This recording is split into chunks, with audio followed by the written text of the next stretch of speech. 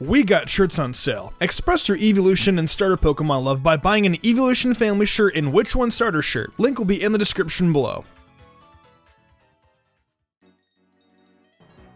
Pokemon evolution. Definitely one of the most beautiful aspects in all of Pokemon. Evolution is a process in which certain Pokemon go through, in which their appearance changes, abilities can sometimes change, stats change, and sometimes in even rare cases, genders can play a role. Pokemon evolution is such a strange phenomenon. Half the time I love the evolutions that Game Freak comes up with, and the stats and everything about them is great. However, there are some times where I just look at an evolution and think, why were you created and what's the purpose of your existence? Today, I want to talk about some of those Pokemon that I personally think did not need an evolution in the first place. When placing the Pokemon on this list, I'm going to be factoring in their designs and discuss if they actually needed an evolution in terms of competitive viability and stat distributions. The viability and stat distributions will be the most important factor though. There will also be minor factors such as abilities that will also play a small role. Okay, I think you guys know how I'm going to be counting down these Pokemon. I think we can get this started.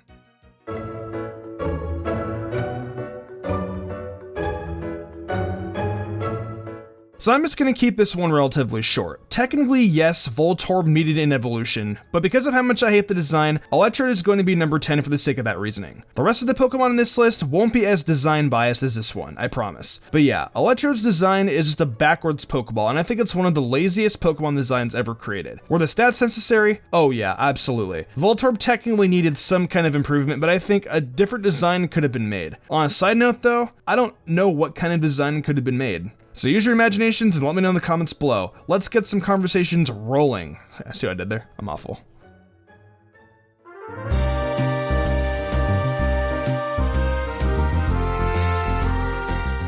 Coming up next is Glalie. Now, as a lot of you guys know, I'm not the biggest fan of Glalie. I am, however, a Frostlass fan through and through. Glalie starts off as a cute and adorable little Snorunt. You can capture Snorunt in a variety of places across the Pokemon world. You can capture it, then evolve it into Glalie at level 42. The design for it, I think, is just meh.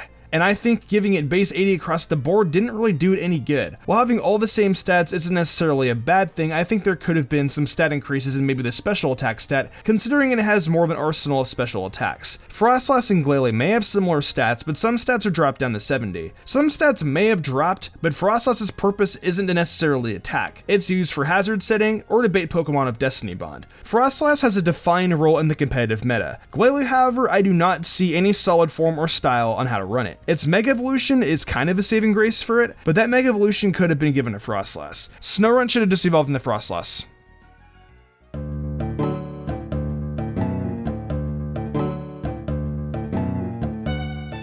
In the number 8 spot, we have Lickilicky. Now, I will say that Lickitung does actually desperately need an evolution. With base stats total of 385, it was never going to go all that far. However, it's deserving of something actually good, battle-wise and design-wise. And unfortunately, Lickilicky doesn't fulfill any of these needs. Now, Lickilicky does actually increase the base stats pretty significantly, adding a whopping 130 across all of Lickitung's stats, distributing them pretty evenly. It even gets a decent move pool to choose from on top of that. On paper, it seems like it should be good. So why isn't it? Well, that's simply because of problems carried over from Lickitung. Mediocre attack stats and abysmal speed. Sure, it has access to solid moves, but what's the point if it can't hit anything because of how slow it is? And even if it could outspeed something, it's not hitting that hard. You could use it as a staller, but to be honest, there are so many Pokemon that can do its job better, so there's just no reason to even consider it. Honestly, with such a sizable stat increase, they should have beefed it up really heavy in a few areas rather than spreading it around. And that's all just from the competitive aspect of Lickilicky. I haven't mentioned how ugly it is yet. Well, yeah, it's ugly. What was nice about Lickitung was that it was simple. It had beady eyes and a really long tail and tongue. So what did they do with Lickilicky? Make it fat and shorten its defining traits. It kind of looks like Augustus Gloop from Willy Wonka and the Chocolate Factory. I could live with it sucking in battle, but why take away what made Lickitung Lickitung? It's just a sad situation for one of the coolest Gen 1 Pokemon, and fortunately, there's nothing that can be done to save it.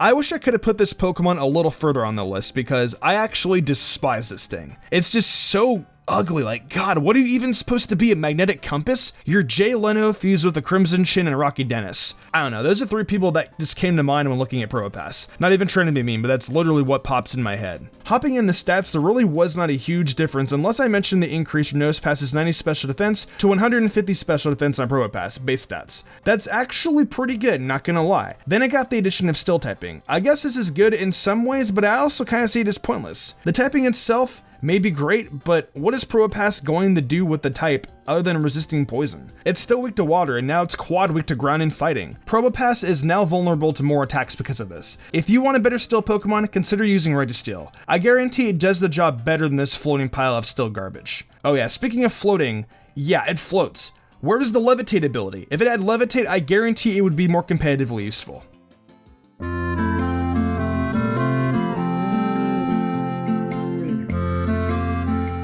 Wrapping up the first half of this list, we have Slaking. Vigoroth clearly needed an evolution. It wasn't going to get by on 440 base, and just felt out of place coming from Slackoth. And then we see this absolute beast that is Slaking. I mean, look at these stats. It added 230 across all of its stats, with the largest being its HP and attack. And though it's pretty big, it has some pretty solid speed. Everything sounds amazing. So why is it so bad? Truant, the bane of its existence. The ability makes it so that Slaking will only move every other turn, making it useless. I knew we shouldn't have expected too much from a Pokemon based on a sloth, and yeah, the stats were pretty OP, so it had to be balanced out somehow. But this just ruins it. I can't really say much more about this because it's just baffling. It's essentially the same situation with Regigigas, but somehow worse. It also doesn't look like Game Freak is going to be interested in giving it some sort of better hidden ability sometime soon. So any hope of Slaking getting ever better is just tossed right out the window. It's such a cool Pokemon too, so it just hurts to see it be so worthless.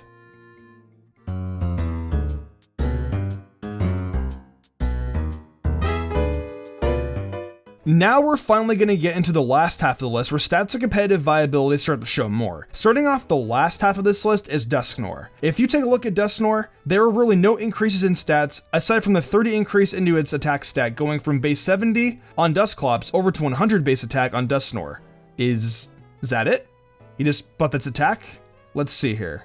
Yeah, the only semi-decent physical ghost type attack it gets is Shadow Punch, and I guess Shadow Sneak if you want to count priority. The problem is it's like Shuckle, except with a higher attack stat. Shuckle has high defenses but no HP, making it faster to take down. And that's the same exact case for Dusknoir. And on top of that too, it has slow speed. From what I am seeing, Dusknoir is supposed to be used as a tank. If Dusknoir were to be more of a tank Pokemon, I would at least want its speed stat to be raised to 60, and have its HP round up to at least 70, so it at least has a little bit more meat on it.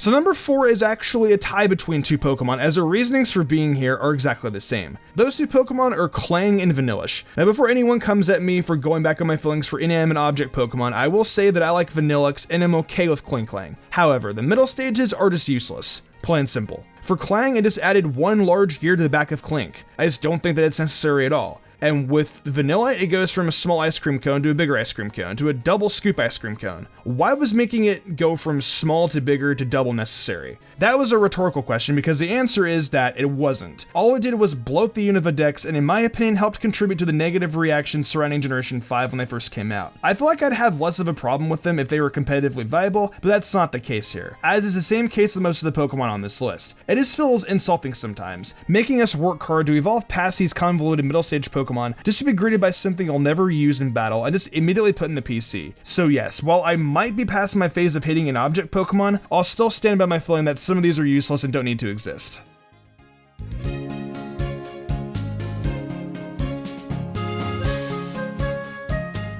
Honestly, what was the point of Blissey? I mean, yeah, the design is cute, but what are these stat increases? They literally do not make a difference whatsoever. Chansey was already fat on its own already. Its special gets a little buffed, but even then I wouldn't call that a huge difference. 105 base special defense on Chansey is still freaking huge. A 30 base stat increase makes a difference, but not an entire evolution, I don't think. Another thing that makes me mad is Blissey's increased base special attack set at 75. I get it. You want Blissey to be able to defend itself more. The majority of the people who use Blissey use her for stall, healing, and utility rather than attacking. If you want attacking moves, simply give it Seismic Toss. That attack does damage equal to the level of Blissey. If you have a low 100 Blissey, guess what? She's doing 100 damage. Chansey can do the same exact process. So all in all, I really don't think the stat increases were all that important or significant. This was a pointless evolution.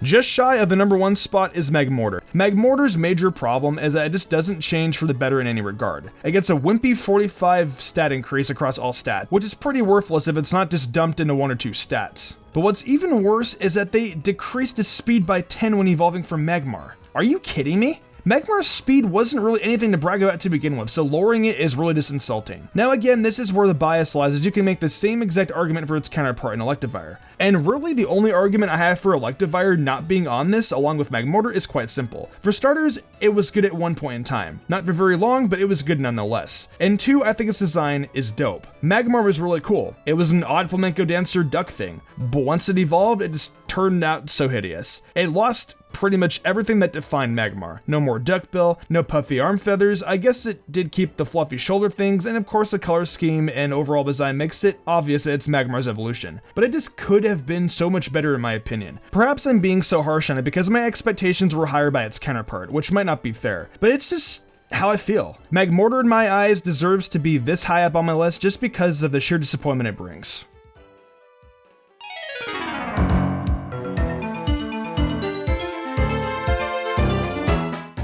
What's the difference between Rhydon and Rhyperior? Can you tell me? It's a base stat increase of 10 in every stat aside from speed, and it even comes with a fatter and dumber looking design. Rhydon was completely fine the way it was. Why should I go out of my way to find a protector and trade it to someone just for a stat increase of 10 in all stats aside from its speed? To me, it's not worth it, and I think this is the Pokemon that didn't need an evolution the most. I rest my case.